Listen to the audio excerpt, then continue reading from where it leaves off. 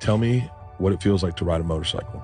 You cut through places and the country in a way that you can't. It's closer to horseback than it is to flying.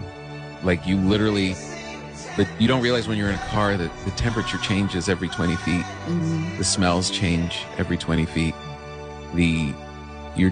At a certain point, you're just one with this bike. You're just literally this one entity slicing through the environment. And it's beautiful.